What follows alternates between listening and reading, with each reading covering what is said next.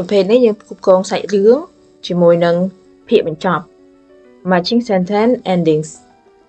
នៅរាល់ដងយើងត្រូវមើល instruction សិនគេបានប្រាប់ច្បាស់ថានៅក្នុងនឹងគឺ ending វាមានច្រើនលើសពីbeginning អញ្ចឹងវាអាចមានចម្លើយខ្លះយើងអត់ប្រើទេចំណុចគ្នាមើលអញ្ចឹងនៅខាងឆ្វេងដៃគឺអត្ថបទជាទូទៅខ្ញុំដាក់អត្ថបទខ្លីៗទេដើម្បីងាយស្រួលយល់ប្រភេទសំណួរបែបហ្នឹង sentence beginning វាមានតែ4ទេ4ហ្នឹងគឺយកចេញពីសាច់រឿងរបស់យើងខាងឆ្វេងដៃហើយ sentence endings វាមានរហូតដល់5 6 7មាន7អញ្ចឹងមានន័យថាមាន3អត់ប្រើទេឡើយនេះគឺអត់មានជាន់ទេដោយសារនៅក្នុង instruction គេនិយាយច្បាស់ថាអត់មានដាក់ជាន់beginning មានចម្លើយ2 3ទេបើថាគេនិយាយអញ្ចឹងចម្លើយខាងក្រោមនេះវាអាចមាន beginning មាន3 4អញ្ចឹងទៅប៉ុន្តែនេះអត់ទេគឺមានមួយចំនួនគឺអត់ប្រើទេអញ្ចឹងបានយើងត្រូវអាន instruction ឲ្យបានច្បាស់សិនយើងចាប់ផ្ដើមពីទី1 Thomas Edison is often called America's greatest inventor. He created many devices, but electric light bulb is his most famous. Edison also worked on sound recording and developed the phonograph, an early device for playing recorded sound. ចឹងយើងមើលទី1គេនិយាយពី Thomas Edison នឹងឯង is most famous for តើគាត់ល្បីទៅលើផ្នែកអី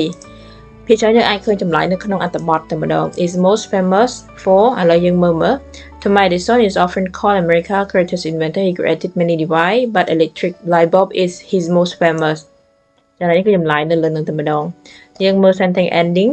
ចឹងមួយណាដែលជាមួយគាត់ invent the light bulb, create first phonograph តែឡើយនេះគេនិយាយថាល្បីជាងគេគាត់មិនមែនផលិតតា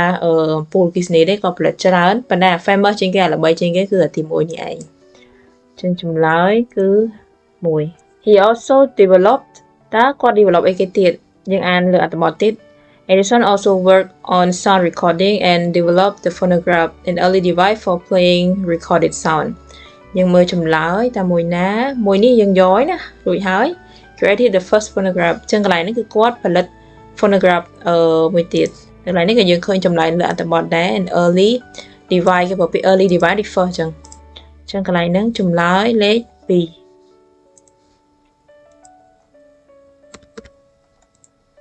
លេខ3 Alexander Graham Bell is remembered for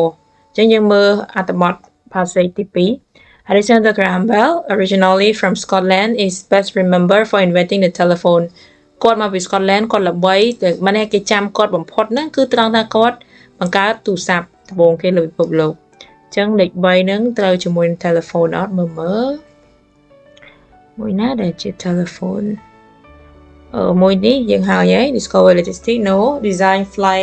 power airplane no change how people communicate at a distance គេអត់ប្រើពាក្យ telephone ហ្មងទេឥឡូវយើងអានបន្តទៀតឲ្យចប់ His work changed the way people communicated across long distance យើងចម្លើយគឺដូចគ្នាអញ្ចឹងតែនេះគឺលេខ5តទៅទៀត The Wright brothers Orville and Wilbur built and flew the first power airplane in 1903